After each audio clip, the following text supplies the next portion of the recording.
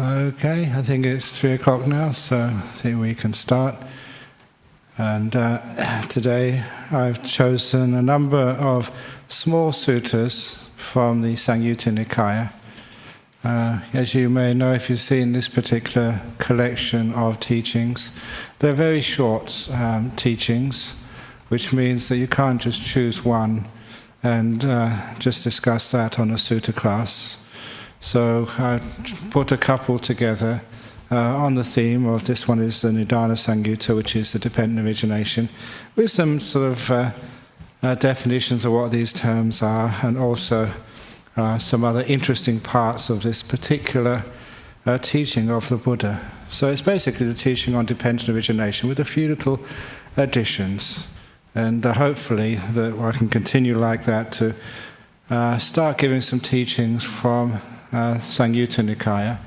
And of course one of the reasons is because every talk which we've done on the middle length sayings of Majjhima Nikaya always gets recorded, so every sutta has been done before, and if anybody wants to find out what it says, they can always just go on the website and they can download it. So this is new stuff, and it gives a wider, deeper description of the teachings.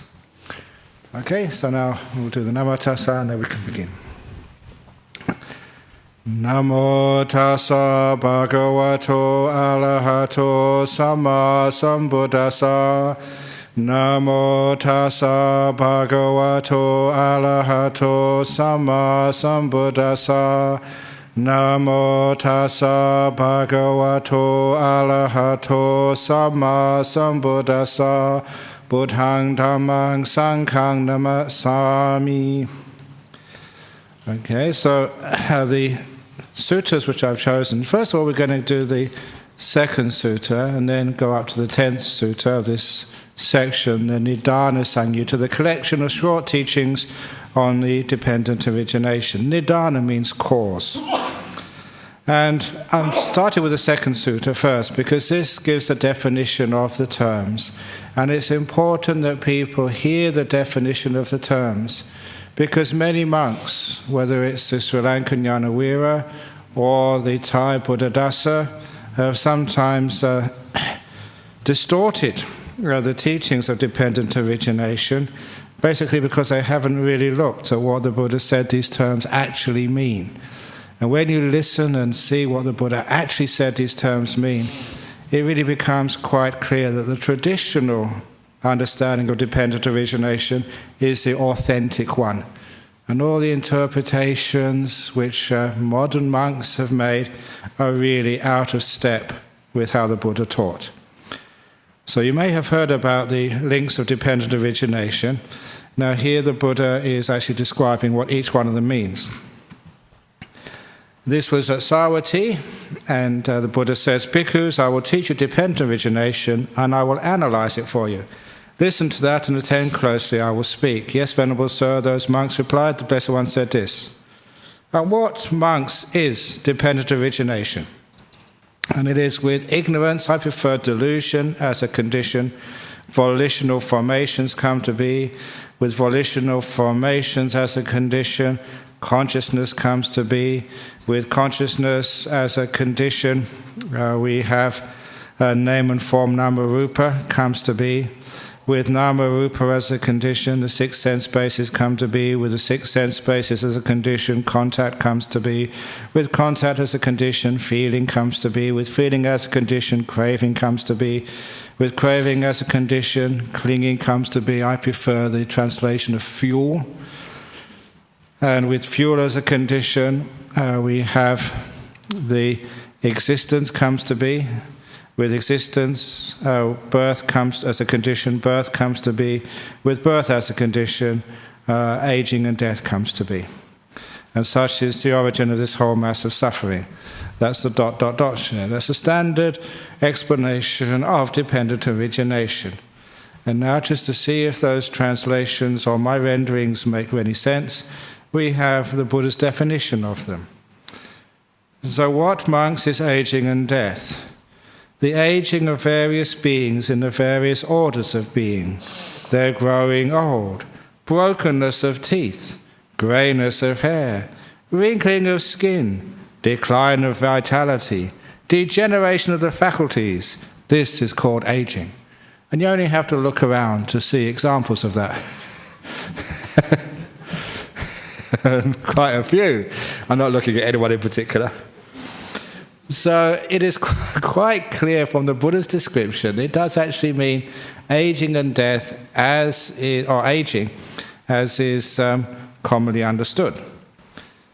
The passing away of the various beings from the various orders of beings. They're perishing, their break-up, disappearance, mortality, death, completion of time, break-up of the aggregates, the laying down of the carcass. This is called death. And these are all of the simile or the metaphors, the idioms for dying in the time of the Buddha. Things like disappearance, mortality, completion of the time. Those were all the ways that we would describe death in Pali. These days, we'd also include such sayings as kicking the bucket. What other sayings have there? I'm sure that in Sri Lankan, in Chinese, in all the different languages, there's always different idioms for dying. Which is there any interesting ones like kicking the bucket? What's a nice one in Sri Lankan? Similes you don't know? In Chinese, for dying? Gone from this world, yeah. So gone from this world. Yes, if you can interpret that as some astronaut has gone into outer space. But that's obviously not what it really means. What it really means is, dying. And thus this aging, thus this death are together called aging and death. So this is aging and death as it is commonly understood. It's not some symbolic meaning of aging and death, like the aging and death of some mental qualities, like you're happy and happiness ages and death, ages and dies. It means the aging and death of the various types of beings. And what, monks, is birth? The birth of the various beings into the various orders of beings, their being born, descent into the womb, production, the manifestation of the aggregates, that's the 5 khandhas, the obtaining of the sense bases, this is called birth.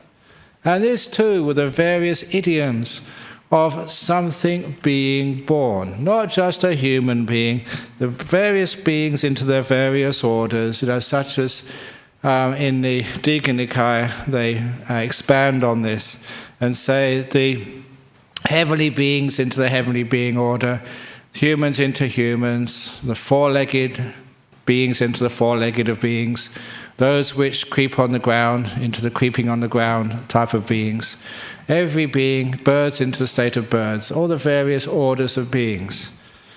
So once again, this means birth as it is commonly understood. Not the birth into some emotional state or some mental state. It means birth as is commonly understood. And what, monks, is existence? There are these 3 kinds of existence: sense sphere existence, form sphere existence, and formless sphere existence. This is called existence, or being. Now, who knows here, to keep the class awake on a hot afternoon, what those 3 forms of existence are? What does it mean by sense sphere existence? This world, is that all? Devaloka as well, is that all? Hell realm as well, yes, and the ghost realm and the animal realm. This is called in Pali Kama Loka. Loka means world, as this is Dhamma Loka. Actually, that's the wrong word, because it's Dhammaloka, which means the light of the Dhamma. But sometimes Loka means world. And so this Kama Loka means the world of the 5 senses, and that is for the heavenly beings, the devas. It also means the beings, human beings, animals, ghosts, and hell realm beings. Yeah, that's all part of the world of the 5 senses. So what does it mean next by form sphere existence? That's Rupa Loka. Who knows what that means? Sorry? Brahma realm, yet the jhana realms. These are the realms which are equivalent to the experience of jhana in this life. Mind-made bodies, where you experience just the same experience you experience in jhanas, only for a long time later. This is another part of Buddhist cosmology, places where you can exist in. These are states of existence.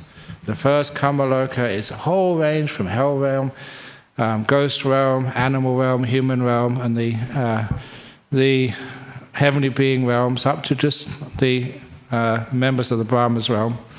And then beyond that we have the jhana realms. That's called the form sphere existence, or sometimes called fine material existence. And lastly is the arupa existence. If you see this in Pali, the formless, it's quite easy to understand that this is that realm of existence where people can exist for long periods of time, experiencing the same as you experience in the formless attainments.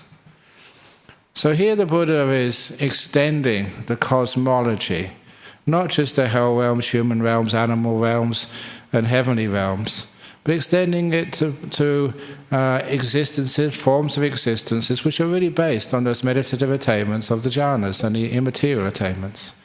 To say those are the three, if you like, states of existence one can be reborn into.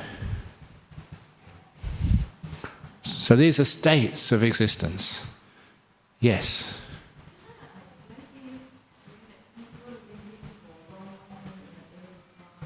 Yes, indeed.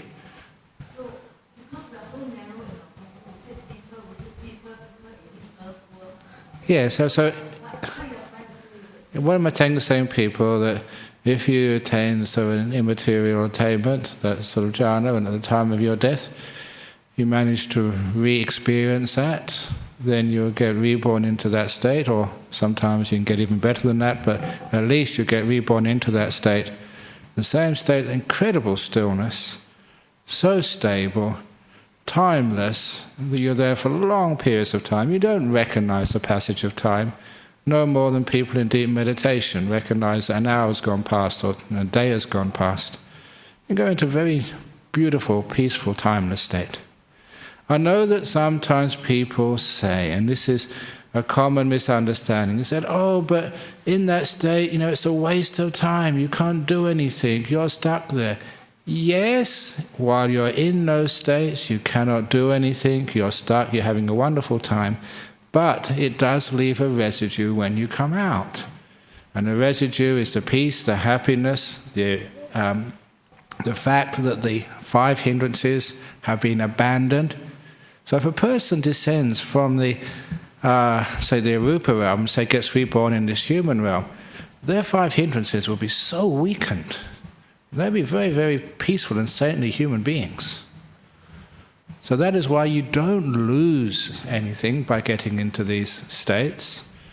It's just an important purification of your mental faculties, which will be there after the state declines and you get reborn into another realm. But in particular, this particular explanation is saying that this word means states of existence, places where you can be reborn into. I know this is definitely your common spirit. Yeah. But I do know that, or maybe I'm wrong, but this correct. Yes. It only applies within the Buddhist dispensation, that the people with the right view of the discipline, and if it's from outside the dispensation, even if they get the discipline, they get out, chances are they will fall further. It's a very good question. It is easier, if you have right view, good teachings, to let go to such a degree that you can attain to something like a jhana. But there's also what you're letting go of to get into these deep meditations is your control, your will. That is the biggest hindrance. And there is another, when reading medieval Christianity, there were some saints, in particular St. John of the Cross and Teresa of Avila, who were around the same time, what was that, about 13th, 14th century, in a common era. And those, from their descriptions, you can't be sure, but it seems to imply that yes, they did achieve states of jhana. And I think it's possible simply because their practice was abandoning their will into their idea of a God. So they would totally renounce their own personality, their own being, their own will, and totally giving up to the will of their idea of a superior being. And I could understand how that can be a form of letting go, which will take them into a jhana experience. And of course, also they would experience that as a union with the divine, with God. And if anyone has ever experienced the jhana, you can understand why when they emerge afterwards, that is how they would interpret it. Basically, they have disappeared simply because their will, the one which controls, is in charge, has totally vanished. And number two, incredible bliss. And a lot of times people experience that bliss, or rather interpret it as pure love, infinite love. And they would come out afterwards and say, well, look, I wasn't there. This is the experience. That must have been union with God. And of course, my joke is that anyone who gets in a jhana here, it's such a shame that you're a Buddhist, because if you were a Christian and got into that jhana, you'd become a saint. And they'd name a school after you. It would be St. Cheng's school. Oh, you go on. Can they, without knowing the Buddhist scheme, get into the Sutta and then get into Enlightenment. Yes, without knowing the Buddha's teachings, can they make that further jump and get insight? It's very unlikely. It's like, no, it literally is like finding the needle in the haystack. It's much better if you have some sort of map that you know where the needle is likely to be. So the map is the teachings of the Buddha. So thank you for that. But the main point here is that these are states of existence where the stream of consciousness can get reborn into. And what bhikkhus is clinging, upadana. And upadana, clinging, sometimes called attachment, literally means the taking up.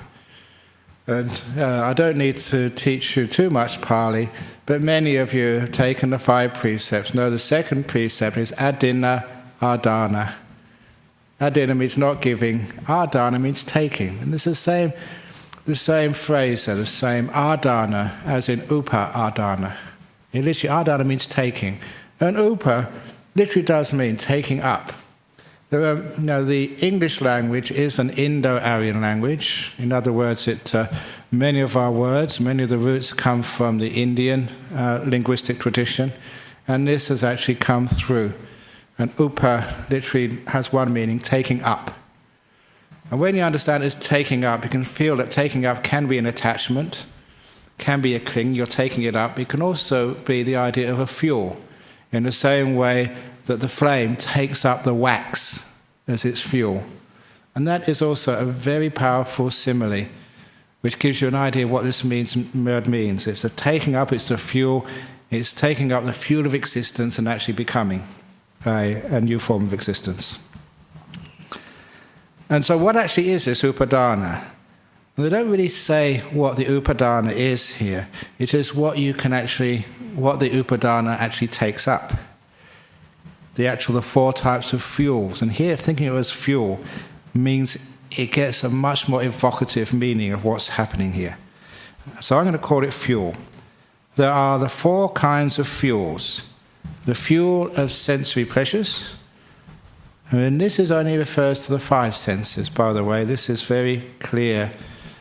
We don't have a word which, in English, which is just for the 5 senses and is not related to the 6th sense of the mind, because Western philosophy doesn't even admit that there is a mental sense. So we only got 5 senses. But the word sensory pleasures here, when you hear it, always means towards the 5 senses. The 6th sense of mind is not included. So the sort of clinging or using the mental pleasure as a fuel does not exist here. These are the sensual pleasures, the pleasures of seeing, hearing, smelling, tasting, and physical touch. And there is the fuel of views. And again, the idiom is, whenever they say a view, it always means the wrong view. Because you all know, as a Buddhist, we are supposed to cling to view, right view. We're supposed to cling to that one. That's the part of the raft which we must cling on to if we're crossing over the stream. I know that sometimes people think that as Buddhists we should not attach or cling to anything. And my rejoinder is, if you're on the back of a motorcycle, please cling on to it. Don't let go until the motorbike has stopped. So it literally means the fuel of wrong views. The fuel of rules and vows. And this is sila and bhatta. Bhatta means duties or rules. For example, in our monasteries, we have, it's a Thai word, we call it korwat. And that's a Thai word coming from this wata, this duties, responsibilities, what you should do. And so what this really means, it doesn't mean that you should abandon all of your precepts and abandon all of your duties and practices. What it does mean is understanding that that is not enough. It was the delusion in the time of the Buddha, and always been since, that just through a set of practices, such as chanting some name of somebody, or by doing your homage to the Buddha statue or any other statue, by just external rites and rituals, that would be sufficient to gain freedom. And of course, it's not sufficient. It doesn't mean it's wrong to do. This is the idea that this is all you have to do. You don't have to meditate, just chant, just practice your precepts, and that's you get to enlightenment. No, there's more to it than that. There's the whole Eightfold Path. And that's the so-called fuel of the addiction to rules and vows. And lastly, the fuel of a view or doctrine of a self. And this meaning of self here is atta. It literally means an essence. A core principle or thing which goes from moment to moment, day to day, life to life, which you identify with as being me, my core, my essence. So those are the four fuels. And if any of those fuels are there, it would actually create the new existences. Yes. Go on, yes. Sorry. Oh, you want the microphone? Okay, yes. Can I dare say, therefore, that among all the feathers, Silabbata Paramasa is about the easiest to get rid of? Therefore, it is the easiest to get rid of. The idea that just by doing simple practices like chanting or keeping precepts is sufficient. But nevertheless, all of these fuels or clinging, they are very sticky. And if you've been practicing that for a long, long time, it's very hard for a person to suddenly abandon it. So if your parents, your teachers, monks or nuns you respect have said, no, all you need to do is to keep on doing these rites and rituals, and then you'll become a stream winner or even enlightened. It's so hard to abandon that when you've been practicing it for such a long time. Even though that sometimes you realize, no, it makes no sense at all why I'm doing this. And nevertheless, because you've been doing it such a long time, there's a great resistance to change. The cost of giving it up. Sorry? The sort of devastating view that everything that's done I've done for years and years was a waste of time. All the donations I was given, like, was putting my money into the fire. Nothing really I was doing was worthwhile. And of course that can be very, very hard to accept. Okay, and the next factor is craving, tanha. And that also has another meaning in Pali, which is very evocative as well, is thirst. In the same way, if you didn't have enough water before you came in here, it's hot, it's dry, you may feel thirsty. And that is another meaning of the word for tanha, or craving. You can understand what it really means as an experience now. You just have to get some water. You feel very uncomfortable without this. It is a craving which stops you being at peace. And again, the Buddha was talking about not so much what craving is, but the objects of craving. And he says there's 6 classes of craving. The craving for forms, which is what you see with the eye. The craving for sounds, what you hear with the ear. Craving for odors, craving for tastes. Craving for tactile objects, what you feel with your body. And craving for mental phenomena, what you know with your mind. This is called craving. So it doesn't give too much explanation of what craving actually is. It was talking about the objects of those cravings. And here, it is the craving for sensory experience. And what, monks, is feeling? And again, there are these 6 classes of feeling. Feeling born of eye contact, ear contact, nose contact, tongue contact, body contact, mind contact. This is called feeling. So again, not really saying what the feeling is, but saying there's a different type of feeling for every one of the 6 senses. And again, we have not got an equivalent word in English for the Pali word Vedana. It literally means that quality, the effective quality with every sensory experience, which is pleasant or unpleasant. And in English we give every sense a different name for those 2 qualities. If it's pleasant with the eye, we call it beautiful. If it's unpleasant with the eye, we call it ugly. If it's pleasant for the ear, we call it maybe sonorous or sweet sounding. Even sweet sounding we borrow from the taste. Or we may call it discordant. If it's pleasant for the nose, it's called fragrant. If it's unpleasant for the nose, it's called smelly or stinky. And again, pleasant for the mouth, tasty, sweet, whatever you wish to call it. If it's unpleasant, you may call it bitter. And obviously for the physical sense, painful and pleasure. And for the mind, it can be inspiring, depressing. There's many, many words, but if you can get that idea of all of those words, the pleasant, agreeable quality of every sense experience, we call that sukha vedana, the happy feeling. And if it's unpleasant, bad taste, bad feeling, a bad thought, and it's unpleasant in your mind, that is called unpleasant vedana, dukkha vedana. So this is a quality through every sense experience which is either pleasant, agreeable, or unpleasant. Yes?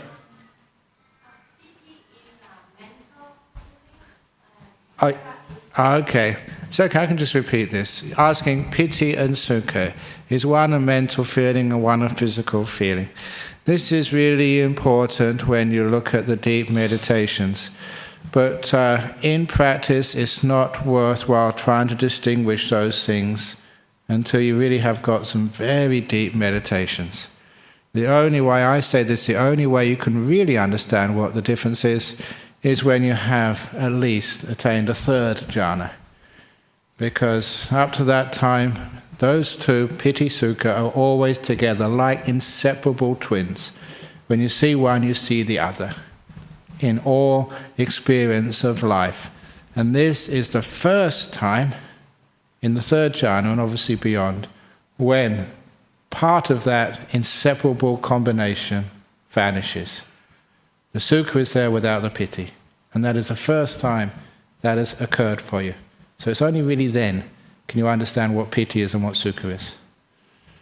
So please don't try to be concerned about that, to think about that, or to try and find out, from linguistic analysis what those 2 terms mean. They're both enjoyable, joyful, pleasurable, and to find out what each one means is too difficult, and you'll get it wrong until you experience quite a few 3rd jhanas.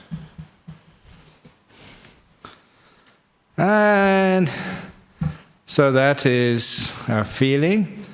And what is contact?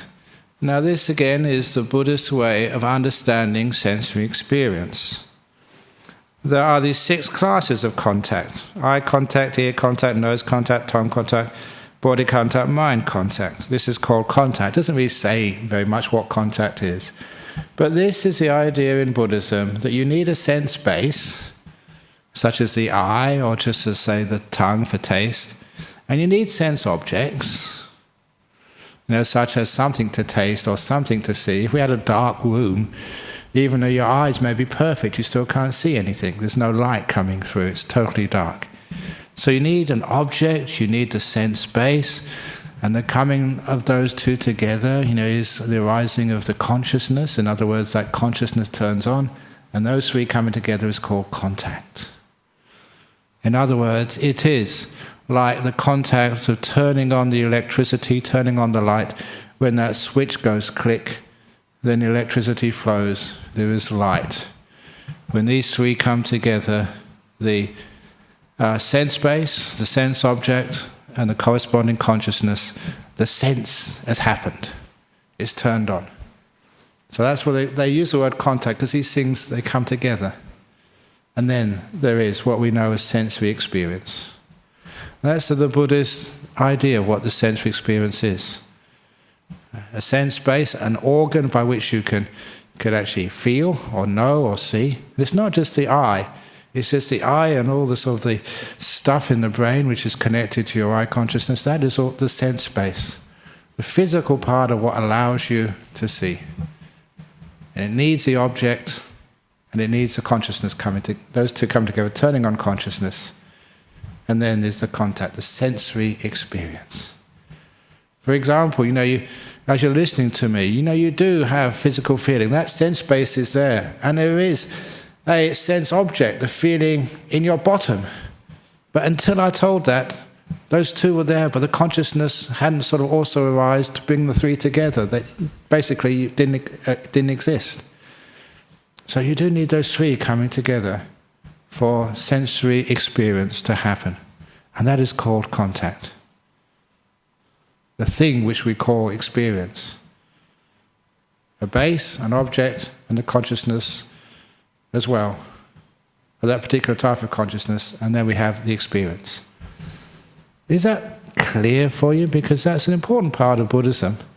And it's mentioned many, many times, and sometimes, because it's different to the way that we've been taught in the West, it takes a while for you to get accustomed to that particular framework for understanding the experience of the 6 senses. Okay. And what are the 6 sense bases? That's easier. Once you understand where we're coming from, you understand you do need 6 sense bases. You need a sense base to have a contact. What are the 6 sense bases? The eye base, the ear base, nose, tongue, body, and the mind base, the 6 sense bases. These are called the 6 sense bases, and I've often noted Aristotle also agreed there were 6 senses, but it's weird. I really want to know why it was that now in the West we only have 5 senses. And that's why a few years ago the 6th sense was a movie. But we've always had 6 senses in ancient Greek philosophy and also Indian philosophy, including Buddhism. And now we've got this thing called name and form. What amongst is name and form? This is a nama rupa. And this is, for those of you who really get into the Buddhism, this also is a point of great confusion. Because the suttas, such as here and everywhere else, makes a very clear definition of what nama rupa is. But the Abhidharma changed it. This is that 3rd group in the Tripitaka. They changed the original teachings here and caused huge amount of confusion. Because they actually included consciousness in their definition of name and form. But here, the suttas, as taught by the Buddha, it's very clear. What is this thing we call nama rupa, name and form? If you ever do vipassana meditation, this is such a huge thing, name and form, nama rupa. But because most of that vipassana comes from the Burmese, they give it a different interpretation of what you see here, because they follow the Abhidharma rather than the suttas. And they are different. So what is nama rupa, name and form? Feeling, which we've already understood, is that quality of pleasure and pain with any of the 6 senses. Perception, and the perception here is actually part of the sensory experience. We have something, we understand it for ourselves. We take a part of that experience, and we understand it, we perceive it as like, white shirt, or, blue carpet. That idea of white, blue, old, young, men, woman, that distinguishing of some prominent features is how we experience the world. And you ask any psychologist, our perception is very efficient. We only choose what we believe in that moment to be important. That's what we perceive, and everything else, all the other stuff, is like so much background noise, we don't even know it. And the classic example of that was, that experiment done in Harvard with the door. There was the psychologist and the victim. The psychologist went to ask any victim they saw on campus a simple question: which is the way to the chemistry building, or something like that. And before the victim could answer, two people dressed as workmen, who were also, part of the experiment, came between the two people, the psychologist and the victim, with a huge door. And so for maybe 10, 15 seconds, the two people couldn't see each other. But then they were through, and then the person could ask the question again: which is the way to the chemistry lab? And the trick was, the first person who asked that question of the victim went along with the door and was replaced by a second person. So the first person who asked the question, where's the way to the chemistry lab? And the door came between them. And then the person said the same question, where's the way to the chemistry lab? They wanted to find whether the victim could notice the change in the person. And they had wonderful combinations, male and female, Afro-American and Caucasian, a short Chinese guy, and a huge sort of Mexican guy, and dressed totally differently. And most times the victim, the person being asked the question, didn't realize it was a different person asking the question the second time. And it was one of those experiments which showed that when you listen to a question on campus, it doesn't matter, it's not important who asked the question. That's so unimportant, you don't even perceive it. It does not register. All you register is a question. So door comes between you, the people swap, and the person asks the question again. It's the same question. It gives you that continuity. You don't realize it was a different person who asked the question. And it was one of those examples of how perception works. And it is just how we take some information, name it, give it importance, and that's all we know. And it's a fraction of what actually is out there, our perception. So, is that clear, what perception is? You go in any psychology website and you can find out all these incredible experiments about the nature of perception. Yes?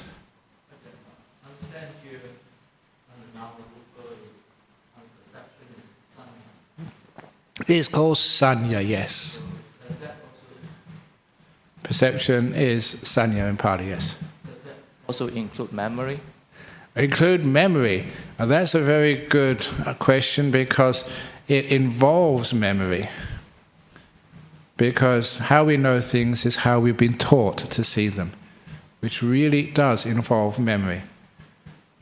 Which is, why when you first move to a different country, like when I first moved to Thailand, they all look the same.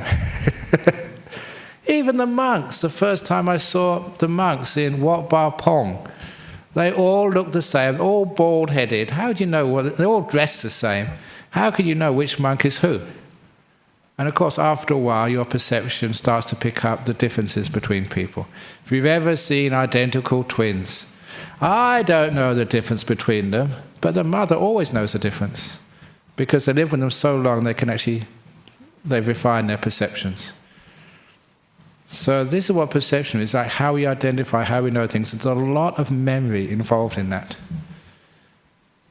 And that memory is, again, just how we've been taught.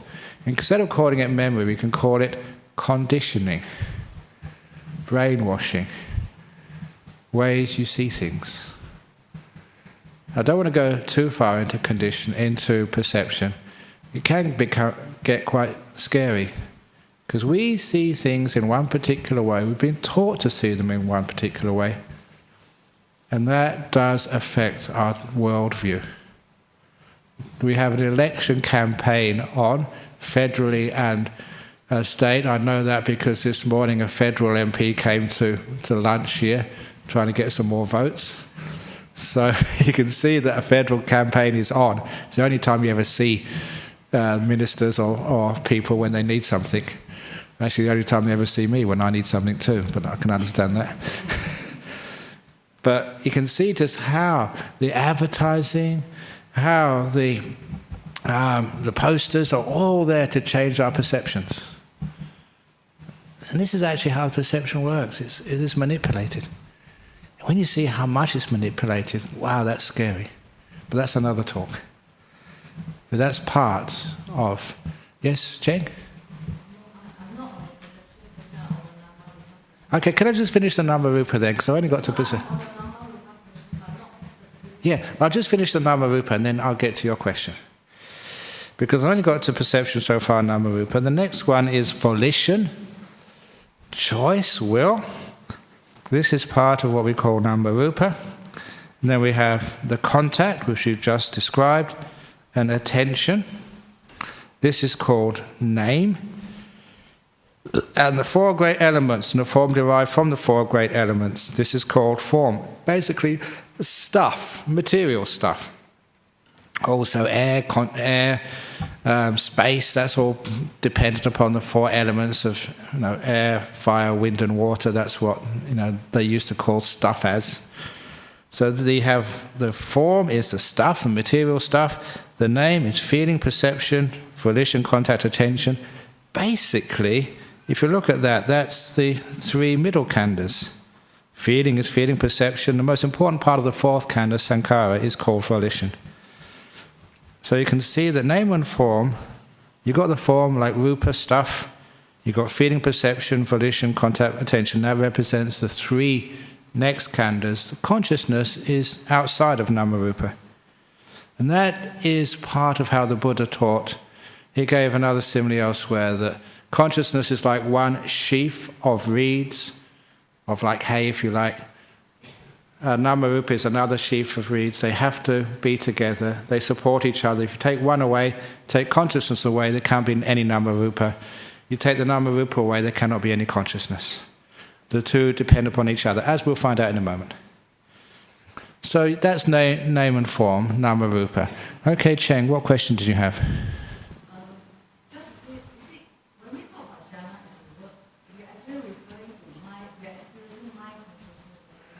When you have jhana, it's a mind consciousness, yes.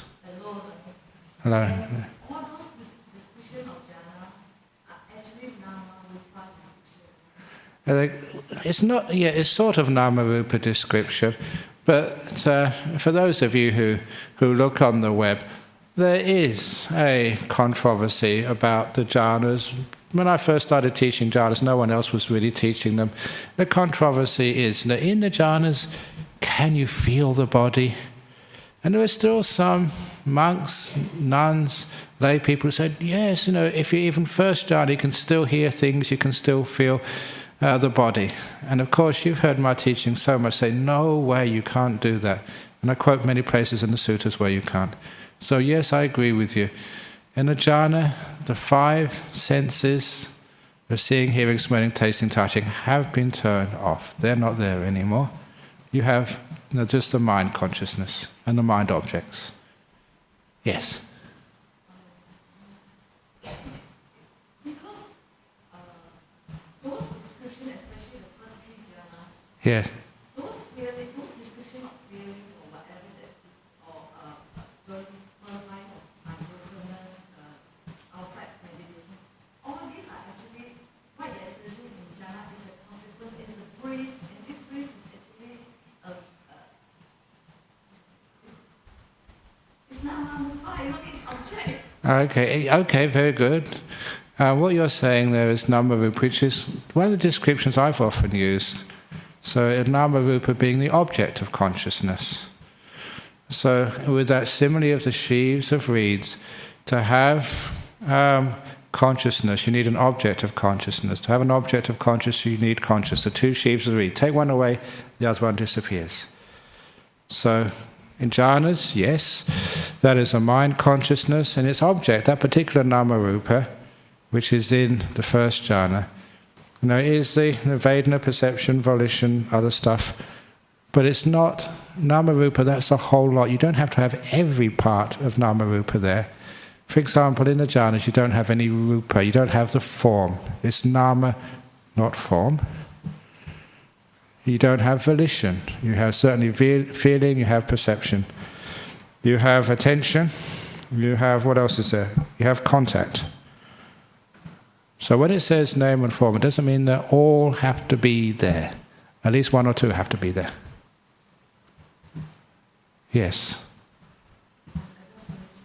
I think it's important. This manasikara, Manasik, yeah. And that's what the whole idea of why we become a monk or nun is because you can spend more time training the mind. I mean, this attention doesn't just come like that. It comes from you live a pure life outside of meditation. Very then when good. you sit in meditation, the manasikara just come, the attention just come inclined toward pure. Yes, pure that is very true for some monks.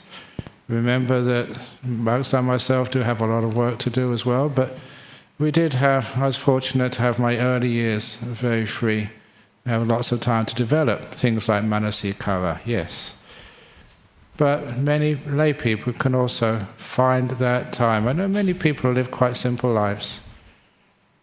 So don't just think, no, I'm a woman, I can't do this. Yes, you can. No, I just finished. What I'm trying to say is that you cannot force yourself sitting and say, I'm going to get jhana. What I'm trying to say is make the mind or train the mind. You got to, the mind is, you from outside, you come in. Yeah, you have to, the mind has to be conditioned. I agree with you there. And again, you've heard my teachings a long time, Cheng, and it is very much, you have to learn how to let go, renounce. I mentioned that so many times. The only way to get into the jhana proper is to let go a huge amount. And it's that aspect of being a monk or a nun called renunciation. That is what empowers the monastic to get into deep meditation quickly. We renounce, we've let go of so much. That letting go of so much being a monk is what you can take further and get into the jhanas. But that doesn't mean, as a person living in the world, you can't turn on that letting go button from time to time. And also get deep meditation. Okay, better keep going on because we're spending a lot of time already, but this is good. And what is consciousness? There are these 6 classes of consciousness: eye, ear, nose, tongue, body, mind consciousness. This is called consciousness. Sometimes that you can just sweep over that too quickly. These are different types of consciousness. Each one is totally different than the other ones. But why do we call each one sort of consciousness? And you've heard again my understanding of that. It is because if you see very clearly, I don't mean with your eye, but with your mind, you can perceive that every act of eye consciousness, seeing, is followed by mind consciousness. You see and then you know you saw. You hear, then you know you hear. So each one of those, even when you know something, then you know that you knew something. So every act of consciousness is followed by a knowing. Otherwise it doesn't register. And that gives every type of consciousness a similarity, an appearance of sameness. So what is it you have in common between seeing and, say, hearing, tasting, touching? Why there's something which is similar to them? The thing is, because once we feel, we know we felt. And it is that following of every sense consciousness by mind consciousness which gives this flow of experience a sense of sameness. We see that we experience consciousness as a continuity. Because we hear something, we see something, it's pretty similar. Why is it similar? It's because the knowing gets in there.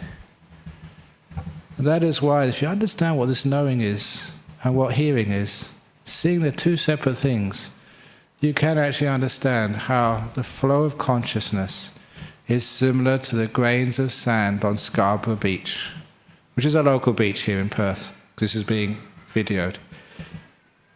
At a distance, it looks like a continual stretch of sand. But when you look at it closely, it's individual grains. It's individual moments of consciousness, like individual grains of sand on the beach. It's not continuous. And if you really look very closely, with even a magnifying glass, you can actually see those grains of sand are not even touching. There's spaces between them.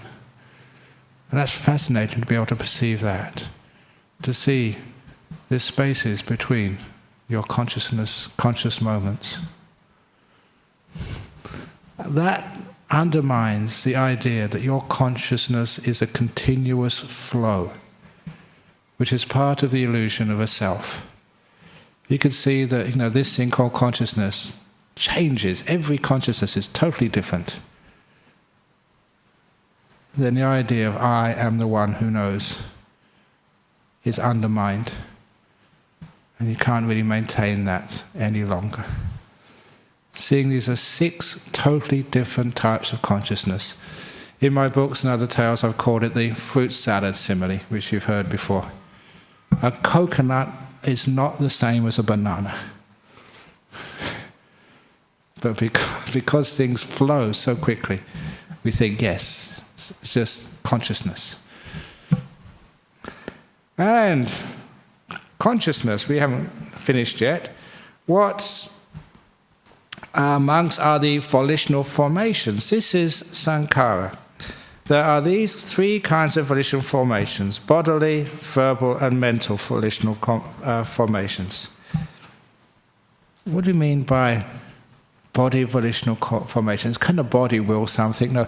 What this really means, the volitional formations, the word sankhara is often associated with karma. Sankhara, we will, because we will. That's the most important part of sankhara, volitional formation. Therefore, we act with our body, with our speech, with our mind. We create karma. That's why many people translate this as not volitional formations, but karma formations. And understanding that is valid, that is, I understand the correct understanding of this particular phrase as karma formations, then it becomes very clear. Bodily karma, verbal karma, mental karma, the 3 ways of making karma. And lastly, what is ignorance? And I usually like to call this as delusion rather than ignorance. Not knowing suffering, not knowing the origin of suffering, the cessation of suffering, the way leading to the cessation of sufferings. These are the 4 noble truths.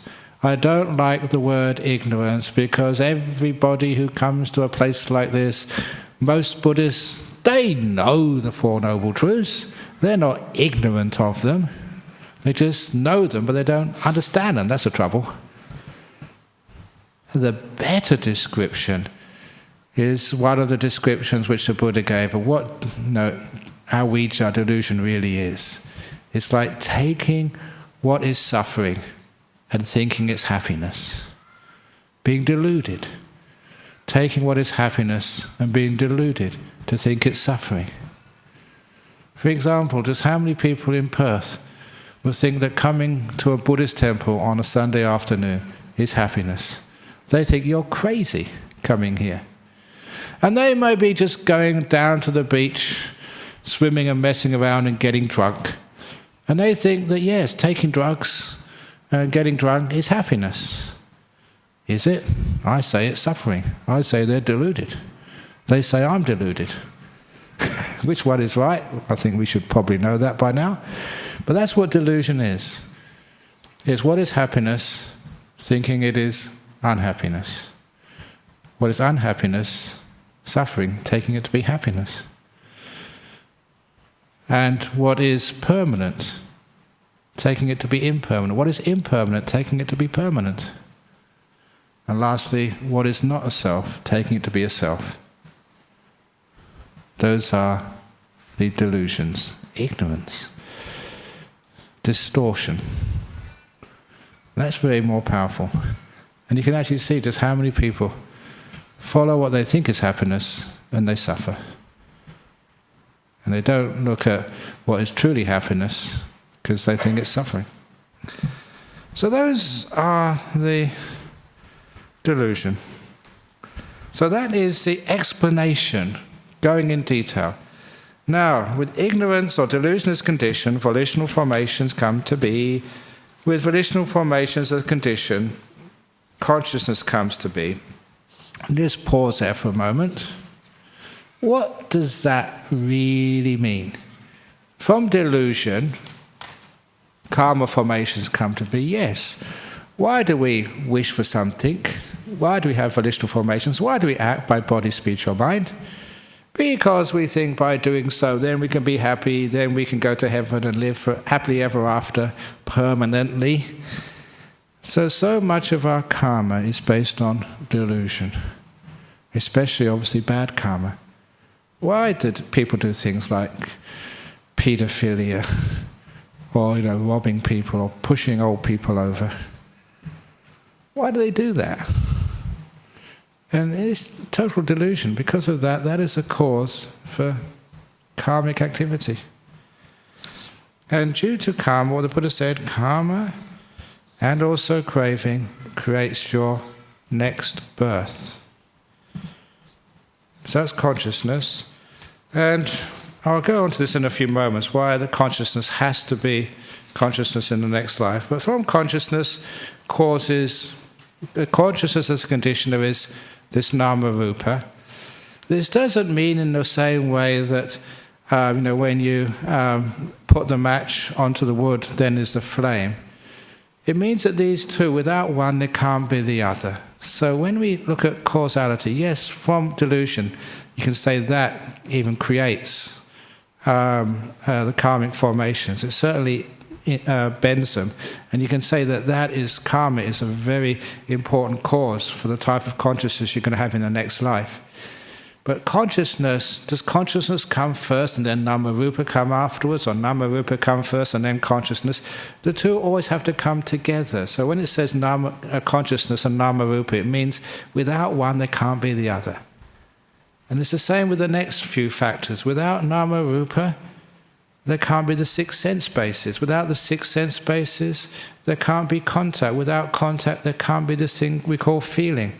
So these factors of consciousness, nama-rupa, sense bases, contact and feeling, these all happen together. Without one, there can't be the others. That's what this part of dependent origination means. You take even any one of these away, even Vedana, you can't have any consciousness without a Vedana. You're going to have pleasant, unpleasant, or somewhere in between. You have to have one of those three. You can't have any conscious experience without contact. You can't have it, without all the sense bases. You have to have at least one sense base. You have to have nama-rupa. You have to have consciousness. Each one of these are five essential they're essential factors of five things which create what we know as experience. So when it says one conditions the other, this is not a sequence. It's five things depend upon each other. You take one of those away, the others have disappeared. So that's what it means, condition, causing. Is that clear? Yes, they're together. But once we get to feeling, then, basically when we have consciousness, nama-rupa, contact, so sense basis, contact and feeling, then we can say those can cause, they can condition craving. You don't always get craving when you have sensory experience, but you can't have craving without sensory experience. So that's what it means, the conditioning. So sometimes it can create craving, sometimes you can just let it go. But if it creates craving, then that craving conditions the upadana. The clinging, that never made sense to me, but when you call it fuel, the craving creates this fuel which forces you into the next life. It's the gas in your car which takes you to your destination, which for you is a future birth. And that creates these states of existence. It's weird. And I've had nice arguments with physicists about this. You know, these worlds, where do they come? Do they pre-exist? Or do we actually create them with our craving and our fuel? Here, in dependent origination, it tends to point to you cause these places to exist. The craving and the fuel causes our world. That's the more difficult one to accept, but when you come to some of these other realms, like the heaven realms and the hell realms, very much that is obvious the case. If you look at the hell realms which are described in the suttas or in the temple walls, and you see these pots of boiling oil with these demons with horns and sharp forks poking you and all this other stuff, you think, my goodness, that is just so 25 centuries ago. Hell has evolved since then. There's much better ways of torturing people than pots of boiling oil. So you actually, if you go to a hell realm, you create your hell realm. Your craving, the fuel, creates that particular bhava, state of existence where you will go to. The same with the heaven realms. When I read about the heaven realms 26 centuries ago by the Buddha, they weren't all that attractive. My goodness, living in a palace with... don't just criticize the Muslims for having, 26 black-eyed virgins if you become a martyr. Even Sakya, he had more than that. It's actually somebody wrote... No, it's 500 nymphs in each of towers of 500 towers. They have this sutta about how many concubines this heavenly being had. And somebody actually worked it out, and it's something like 63,264,000 something. It's crazy. And my goodness, to me, that would be, I remember having a girlfriend. One girlfriend was enough suffering. 6,624,000. That's not my idea of heaven at all. So the point is, in those days, that's what people would imagine they would like as a heaven. If you're a man, that type of man. But, no, you make your own heaven. It is. Yes, go on. An objective reality, great, you've got the point. No, it's not an objective reality. These are mind-made realms. No, it's not a common one. That's a great idea. So when you go to heaven, will you meet Ronnie? Good job, she's out there, over there. Otherwise I get in trouble for this. Will you?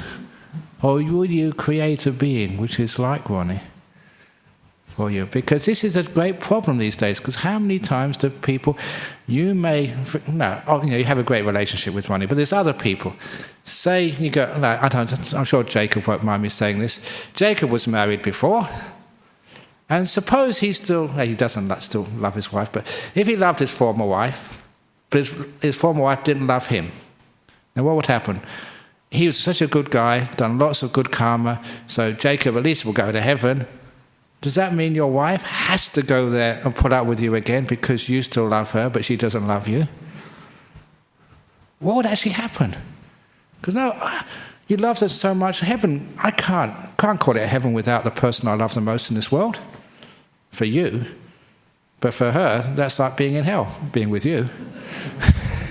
So how can we resolve this? This wonderful thing about relationships. And of course, what would happen is, you would create your Ronnie. You create your wife. You mean those 500 demons? Totally created by his sex-addicted mind of Sakya. Yeah, basically, yeah, just generated. It's not another being. Not another beings. That would be terrible. 6,000 or million nymphs, having to put up with this guy. Would that be anyone's idea of heaven? Okay, for Sakya it's heaven, but for the nymphs, that's really hell. And having to put up with him and pander to his every wish.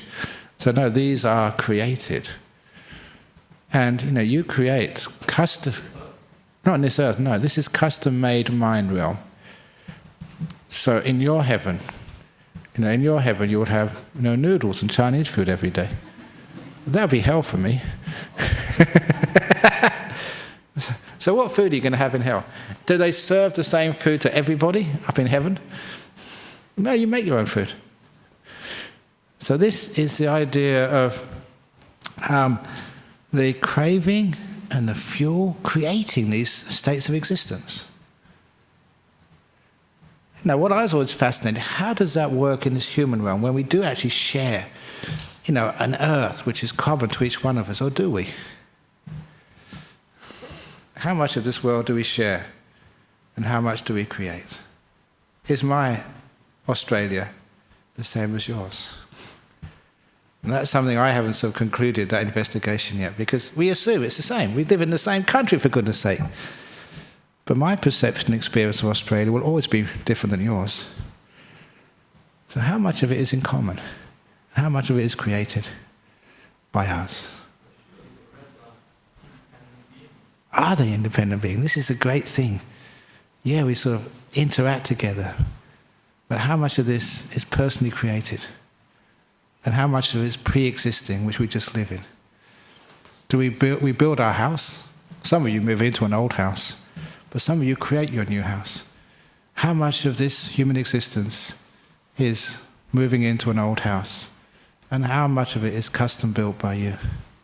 That's a question. I won't give an answer because I'm still figuring that out myself. Anyway, you can see just how this whole process of creation of existence is. Not a God creating it.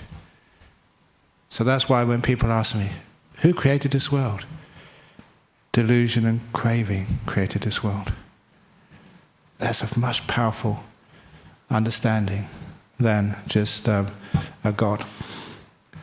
And of course, once we have this existence, then we have a birth, we have a place to get reborn into, a place to arise in. And then we have the old age, suffering and death of another life. Yeah, go on.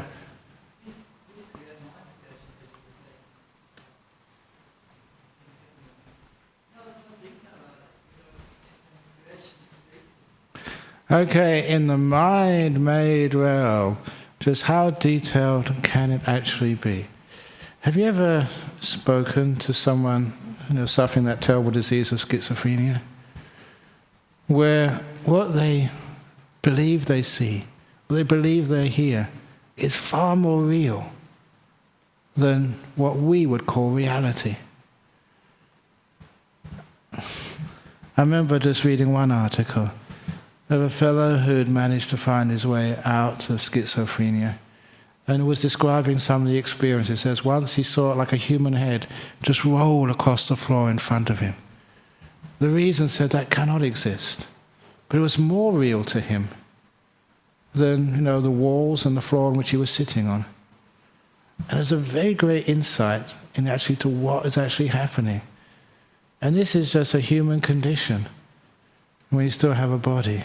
Imagine what you can do and how much you create when you're not limited by the very difficult stuff to mold, like the dry clay which won't be molded of this human existence. When it gets to those heavenly realms, you have almost 100% freedom to mold and create the heaven, what you want, and create the hell which you think you deserve. That's such an important insight for me to see, especially the hell realms. No one ever sends you down to hell. You send yourself down to hell, and you create that hell which you think you deserve.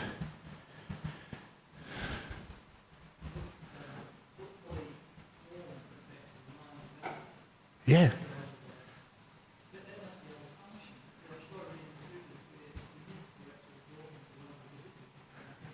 Are the nymphs, are they talking, or what are they doing? Because are they real, or are they mind-made creations of Sakya? In that particular realm, I would sort of put my money, if I had any, on mind-made creations of Sakya, of that God, creating that realm to suit himself. Yes? Basically, yeah. But retinue of the Devas, yes, but how many of those are created? There'll probably be a few people there who can actually communicate with real people, but how much of those are mind-made? How many people, especially when you're young, it's another interesting thing. They have their imaginary playmates who are real as anything. I don't know I never had any imaginary playmates. I had too many real playmates. Did you have imaginary playmates when you were 2, 3, 4 years of age? There we go. Were they real? Yeah. But were they real? As far as we're concerned, they're real. But this is how we can create things. This is one of the great understandings of getting into deep meditation. How powerful is your mind? I remember even reading this, one of the first Buddhist books I read by Alexandra David Neal. And she was this French lady who went over to Tibet when you could still go in there before the war. She wrote some amazing little anecdotes and stories, but one of them was where she was meditating for a long time in a cave by herself, and she actually created a being, so she said. And that was really weird. How can you actually create a being just by willing it, wishing it, to create a being which would follow her around? Until, I don't know if I should say this, but Ajahn Sumedho told me he did the same thing once, created a being. This is a person I know could use powerful meditation to create something. Could other people see that? If you create a strong one, yes, they can. Now we're really getting into interesting mental stuff. The power of the mind, you don't understand how powerful it is. You can't. What is being created by the powerful mind of the mind is actually a controller creating something. Exactly, it's a controller creating something. It's not a good thing to do. It's a stupid thing to do. But I'm saying it can happen even in this human existence, even this really solid, tough world of bricks and sort of concrete. Exactly. It may be for you. No, I think it's me. But don't remember, in Buddhism they have that trick of creating many bodies. It's one of the psychic powers. From one body you can create many. Yeah, apparently, yes. How can it be done? You can create these things. Never underestimate the power of this human mind. Most people, their mind is just so scattered and concerned with just mundane matters, you don't get the opportunity to develop that great strength. But when you get into these deep meditations, you feel you have the power. If you really wanted to do things like that, you could start on that path. Many of you had deep meditations, you can feel you've got that power, that strength, that energy. It's just whether you really want to go in that direction or not. So this is a human realm, again, which is really hard to mould. The other realms are so easy to mould. But this is an interesting part of the dependent origination. This is how you can create worlds. So the heaven realms, yeah? Isn't it the same in the vivid dream? Vivid dreams. You're dreaming. What was that saying by, was it Plato? The simile of the cave. Are you, or the butterfly, are you asleep? Are you a person dreaming of a butterfly, or you're a butterfly, a real butterfly, and you dream you're a man when you awake? Which is the reality? Because he had a dream that he was a butterfly, Plato, flying through the air in his beautiful dream. When he woke up, he was back to being a Greek again. Well, which is the real me? Am I a butterfly, dreaming I'm a human being? Or am I a human being, dreaming they're a butterfly? And there's no way you could actually prove either. That was the interesting part of it. Are you dreaming that you're a human being? And when you go to sleep at night, is that when you really wake up? I've got to be careful here because this might just blow your mind. I better go back to Greylands. No, please don't do that. But this is just the fascinating part of dependent origination. Craving, wanting, and the delusion create worlds. And then you live in those worlds, and it's old age and death, it's suffering. It's not worth creating any world, no matter what world, it all sucks.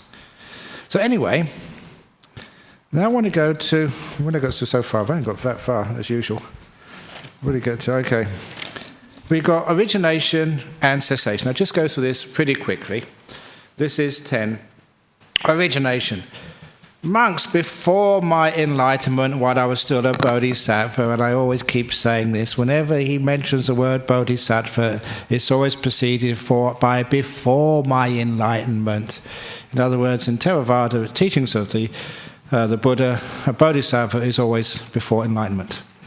Not yet fully enlightened, it occurred to me, alas, this world has fallen into trouble in that it is born, ages and dies. It passes away and is reborn, yet it does not understand the escape from this suffering headed by aging and death.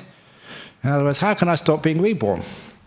When now will an escape be discerned from this suffering headed by aging and death?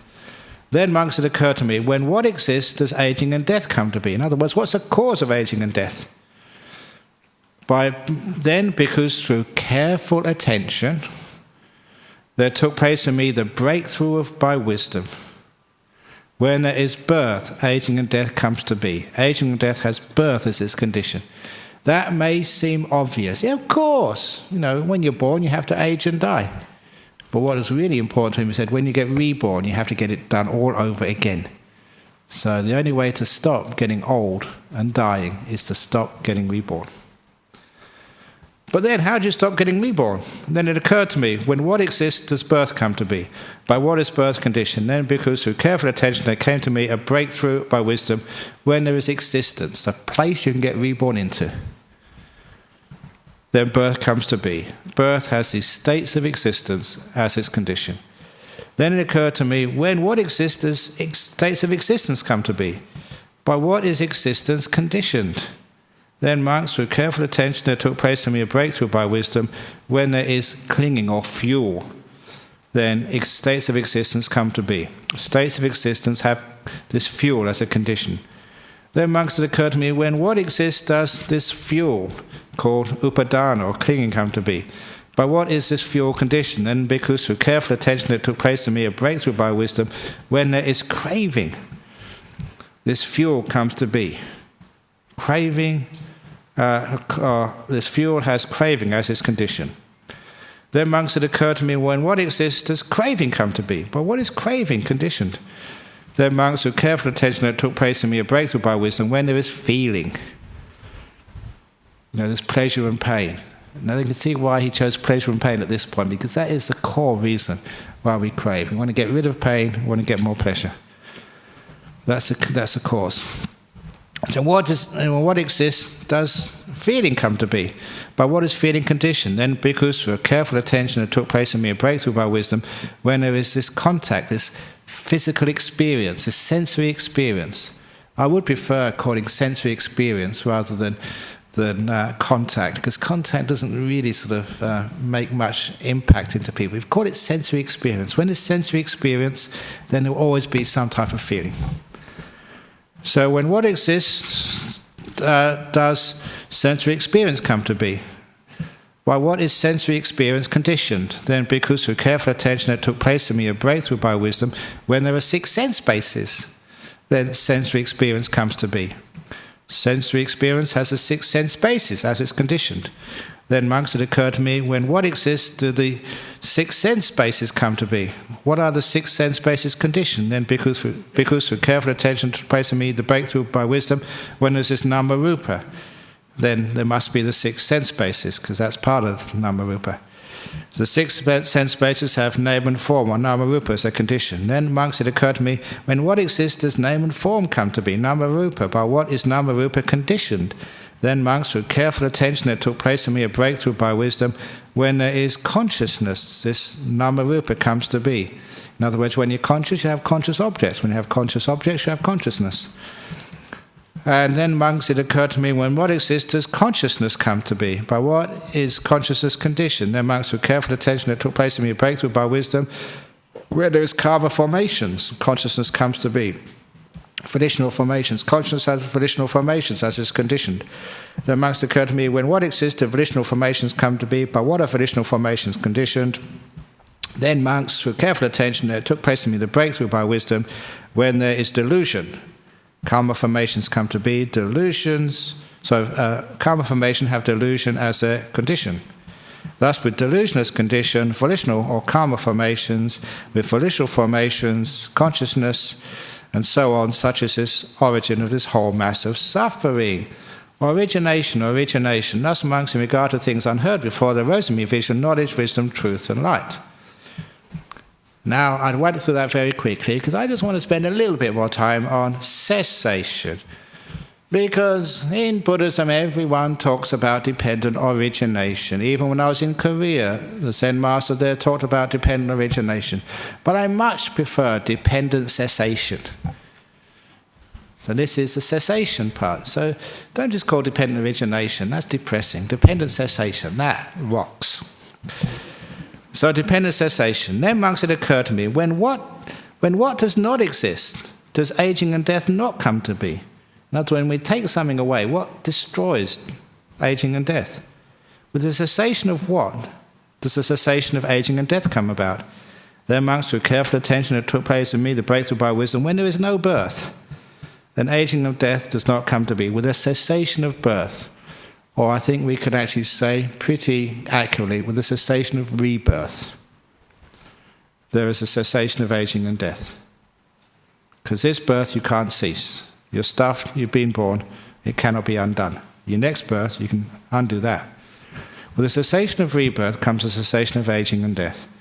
Then, monks, it occurred to me, when what does not exist, does rebirth not come to be? By the cessation of what does the cessation of rebirth come about?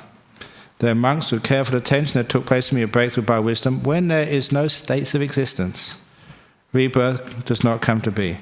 With the cessation of these states of existence, no place to get reborn into, comes a cessation of rebirth. When there is no fuel, then the states of existence don't come to be. They're not created. The cessation of the fuel comes a cessation of states of existence.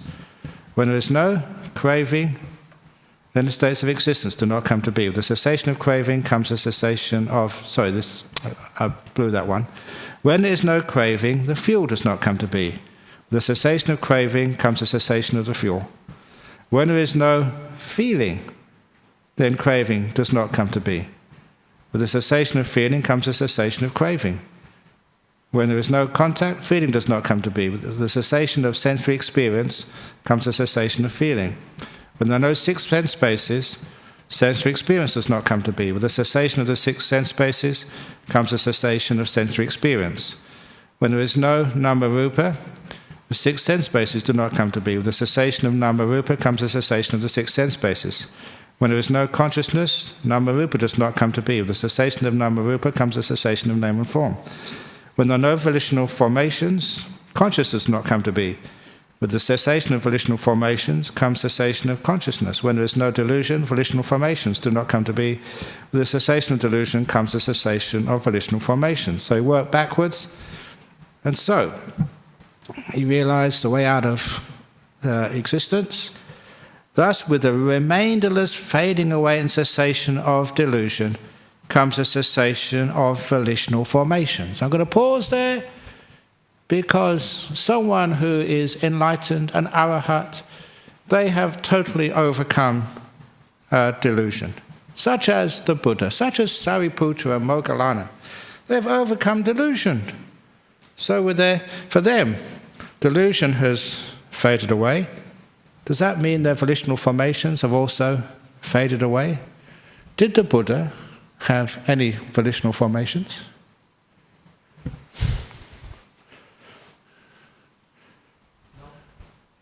Didn't he?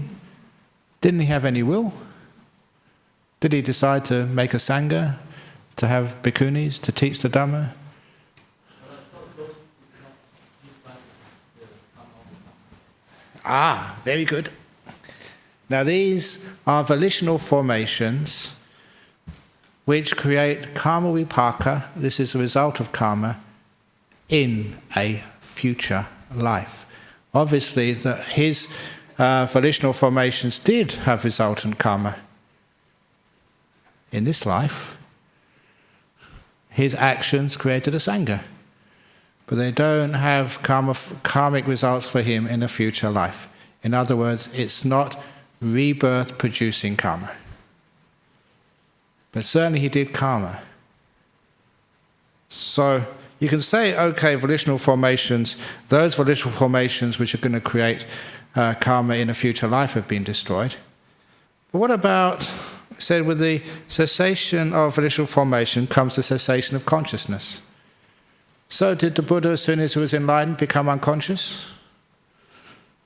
Was the Buddha, or Sariputta, or Moggallana conscious beings? Of course they were. So hang on. But it says here, with the cessation of ignorance, delusion, comes the cessation of consciousness. How can you explain that? Of course. For the Arahat, a Buddha, a Sariputta, Moggallana, delusion is totally overcome. But what does it mean, the cessation of ignorance, a cessation of consciousness? When does the consciousness of an Arahat cease? At their parinibbana, at the end of their human life. That's when the consciousness stops forever. That is where the cessation is. So with the cause and effect, sometimes it's not that the effect follows immediately after the cause. No way, in a similar way, it says here that birth is a condition for old age and death. It doesn't mean as soon as you are born, you have cracked teeth. Actually, you have no teeth. But aging and death comes a little bit after when you're born. There is a time delay. Yes, it's going to happen, but it doesn't happen immediately after birth that you get old, sick, and die. It takes a time. As I can see, it's taken you a long time to get, well, maybe, 40, 50, 60 years to get to old age, sickness, and a bit longer to get to death.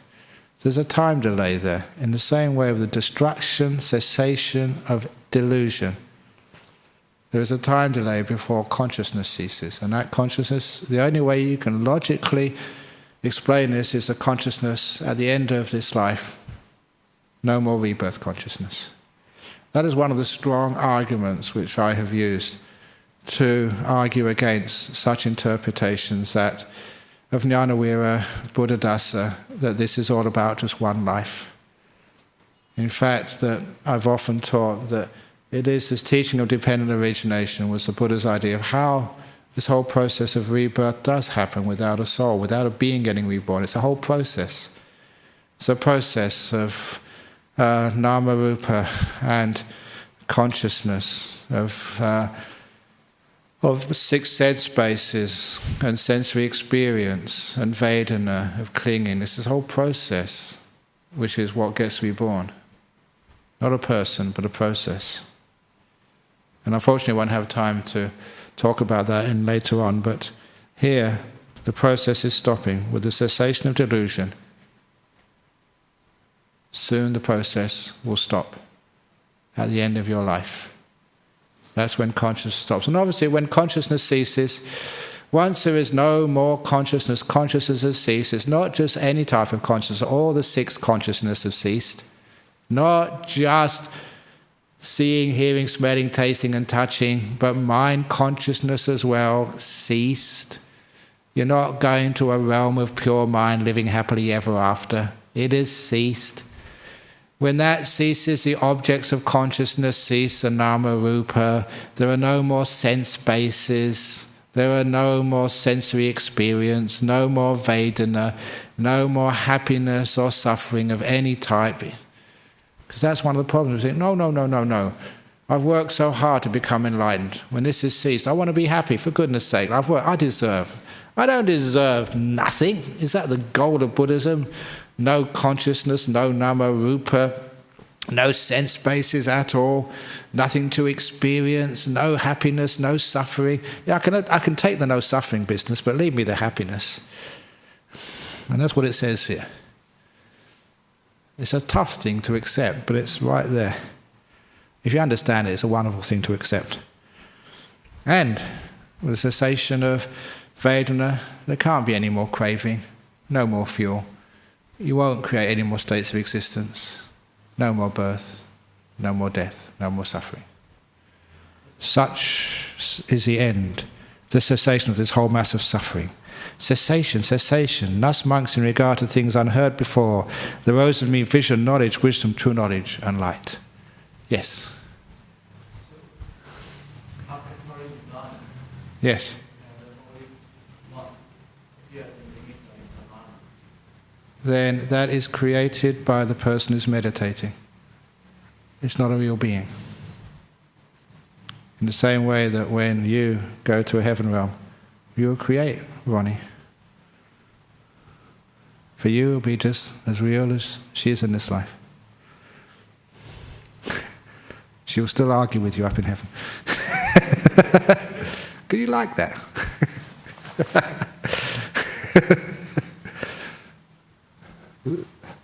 Okay. Yeah, go on, Cheng. Do you get the microphone to Chin? Yeah. Come on. This is not just, you ask very good questions, and this is for everybody else as well. Yeah, I know you can't express, but what you're saying is very good. Could you just, Ajahn Brahm, could you just kindly elaborate a bit on this? Through careful attention, there took place in me a breakthrough by wisdom. Okay, this careful... How, or at least a quick run, how it involved, because people are so interested in doing insight. I must have it now, I must have insight now. I think by this stage of so many years, I think people should get a bit of understanding how this thing can happen. And I think in a happy world like Australia, we should try to get as Jhana and okay. Okay, it is very good. No, it is. It's a very good point. You always ask good questions. It is careful attention. And there is one teaching I'm going to repeat again, which I've shared with many people, is I did have the very good fortune to meet with Venerable Nyanaponika. He's a great German scholar that was in the hermitage over in Kandy. He was about to die soon. We were talking about some controversy in the suttas. And he said something to me which was a brilliant little anecdote in which I try to live by. He said you should never interpret the Buddha's teachings on the basis of one or two obscure passages in the suttas. Because there are some obscure passages, they're ambiguous, they could be read one of two ways. Don't take those ambiguous passages and then interpret the meaning of what the Buddha said everywhere else. He said, take the consistent message in the suttas, repeated again and again and again, and interpret the ambiguous passages in light of the mass of consistent, easily understood teachings of the Buddha. That's very good advice, because I see many people just making that mistake. Get one or two obscure passages and try to interpret the whole of the teachings in light of that. So you have here the, what is it called, wise attention. How can you interpret that in light of the rest of the Buddha's teachings? And especially you're talking about how we can use that to break through, to become enlightened. And the mass of teachings, which is consistent throughout Buddhism, is the Eightfold Path. That's a massive teaching, repeated again and again and again. So once more, if you want to become enlightened, it's the Eightfold Path, not just wise attention, not vipassana, the whole Eightfold Path.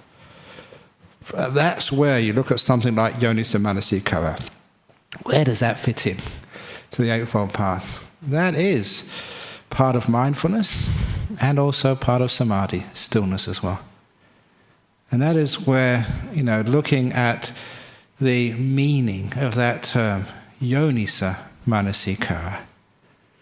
And when you study some of the Pali, sometimes you've got to be careful, because sometimes if you study the words, one by one, sometimes you can get a bad interpretation. In the same way you study the word, together. What does the word together mean?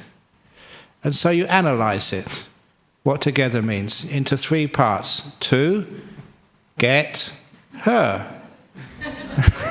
So that was together, what it means to be together. And so you can see how you can analyze a word into parts and get totally the wrong meaning.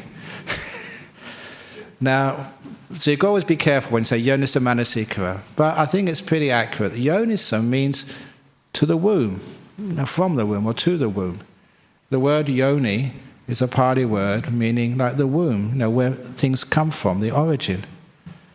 And that is why yonisa manasikara literally means work of the mind which goes to the source, attention which goes to the source of things. Now, I've often used that for jhanas, but here, in this context, you can see what it could mean. It's the work of the mind which goes to the source, the origin of things. Aging and death, where does that come from? That comes from birth. Where does birth come from? That comes from this bhava, this state of existence. Where does state of existence come from? That comes from fuel, clinging. Where does that come from? That comes from craving. Where does craving come from? This Vedana. Where does Vedana come from? This is what is very easily understood. This is the Buddha's inquiry. It goes to the source of things. Where does this come from? Why does this happen? Now that is Buddhism. So when it comes wise attention, especially wise attention, which really means here, yonisa manasikara, work of the mind which goes back to the source. You see, in this context, it's not jhanas, it's actually investigation. Where does this come from? So that is a wise attention here, and you can see an example of this. Aging and death. Why aging and death? Where does this come from? Birth. Consciousness. Where did consciousness come from? What's its source? What's its origin? That's dependent origination. So that's why it's a very good question. Yeah? Just to ask up for us who don't get jhana, the idea of jhana is not just jhana. The jhana, after jhana, is the mind that is so clear and beautiful. Exactly. There is no perception of what we are corrupting ourselves. Exactly. Yes, I think that's why. Yeah.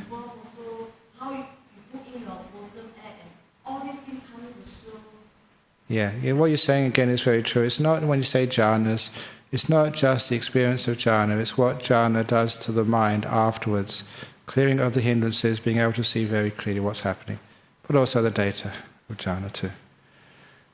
I did print out a lot here. It's been a long time since I did a sutta class, so that's why we didn't finish. I thought we'd do more, but nevertheless, we've done quite a lot here. When's the next time I'm going to teach? Might be a while, so maybe if you can hand in these pieces of paper back, and I'll keep them for the next time I do a sutta class, and I can continue on with the nutriment and Molia Paguna. There's some great sutras, and the Kachana Gota. There's brilliant sutras, but maybe hand them in so I can do part 2 the next time I do the sutta class. Very good. Okay, so thank you all for coming. Won't be able to do them, it's too late.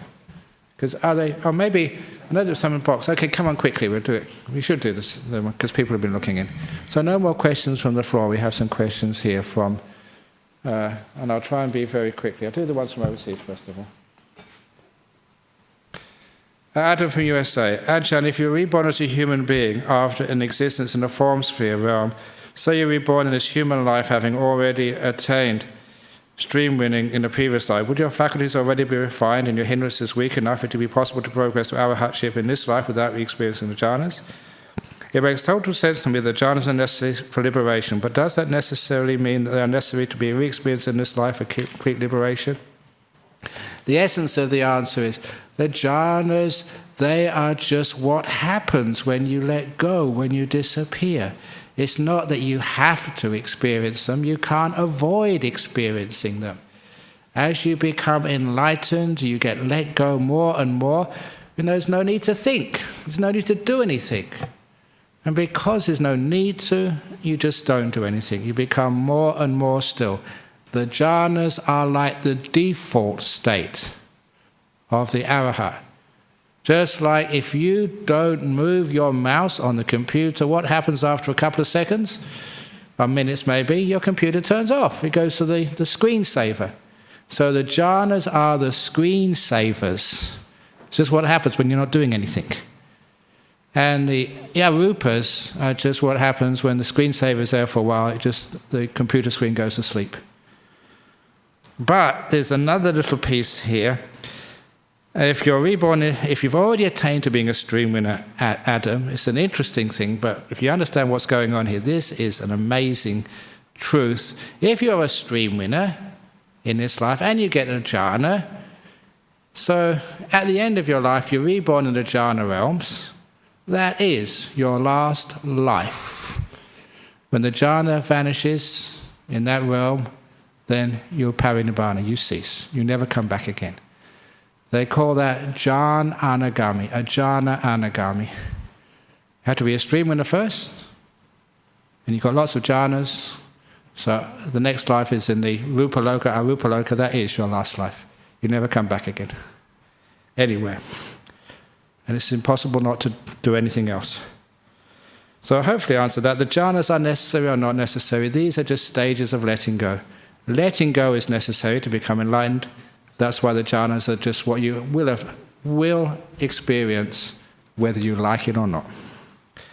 And Josh, again from US, he asked a question on Friday or Saturday. How do you know if you are reaching deeper levels of meditation? Is it something that is just understood when you arrive?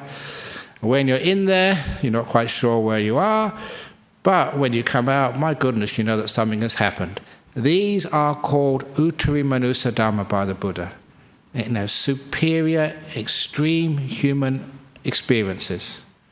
These are not ordinary. Uttari means above ordinary human experience. So you know that something extraordinary has happened.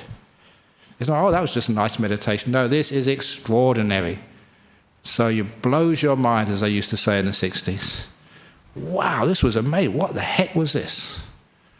And so it's a powerful experience. So that's one of the reasons why you know. And there's lots of other ways of knowing, but that's where you have to ask the teacher. You are like you weren't there, like the Christians would say it was union with God. These are just huge experiences. As one person here said, it's like a big kick up the backside of your existence. Bigger than you've ever had before. You never expected that to happen. And that's why it can give you the bigger kick so that you can overcome everything. After death, how long should I expect my awareness to remain with the body? Is it possible I will have bodily awareness during an autopsy? Very, very unlikely. You have no expectations at all. But I am a organ donor. I'm very happy to have an autopsy and to give my organs, because by that time, you may not be totally past the medical point of death, but you usually left your body at that time. They can take your organs. It's no problem at all. People say, but no, when they take the organs, they can see twitching happen and other stuff. It means you're still consciousness. Because somebody told me that when their father died recently or something, that they were by the bedside and they looked into his eyes. He'd gone. They knew he'd gone. He died, but he was still breathing. So it's weird. And he still was breathing one more breath and still twitching, because he had a twitch at the end, but she knew he'd gone. And I said, exactly. I've never done this, and hopefully you never do it, but I've heard cutting a chicken's head off. If you cut the chicken's head off, it's dead. But it runs around the yard. I've never seen that. Have you seen that? Some people have anyway. That's exactly what happens. The body is still working, but it's automatic. You're dead. So even they may find a few twitches when they take out your heart. You're not feeling anything. You're dead. It's just the same phenomena as a chicken with his head cut off running around the yard. It's dead. There are lots of psychic powers developed by people in this world who have access to communicate with higher beings. Most of them don't trust. It's not higher beings they're talking with. Ask the question, would higher beings be talking with them? Higher beings have got much better jobs to do than talk with humans. So one, it's conceit, and number two, it's usually just imagination. Lord Buddha was ordained under Kassapa the Buddha and achieved high jhana. If then, why he couldn't communicate with Brahma, who knows middle way to achieve enlightenment easily without trying different methods for so long? Exactly. Brahma Sahampati had much more important things to do. So don't think that communicating with higher beings is going to make you enlightened. That is not their job. Their time scale is totally different. Is there any meditation method to see higher beings and planes? See higher beings. The only way you can see higher beings is actually to use a telescope, and you might see the Singapore Airlines and Qantas flying at 36,000 feet. That's the only higher beings you'll ever see. And other beings as a layperson. Why do you want to do that? Number one, unlikely you'll be able to do that at all. Can a person transfer good karma to another being? Doing that, will that give or losing his good karma? What are the minimum conditions a person requires to achieve another person's method to develop his mindfulness? This is transferring karma to one another.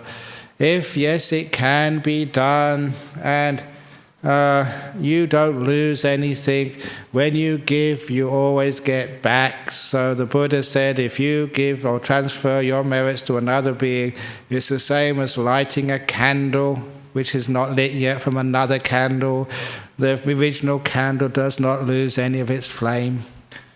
And of course, people ask, well, can you transfer merits to people who are still alive? Yes, you can. I've been transferring my merits to you for the past hour and 40 minutes. That is how merits are transferred when you're still alive. By being kind, by caring, by giving.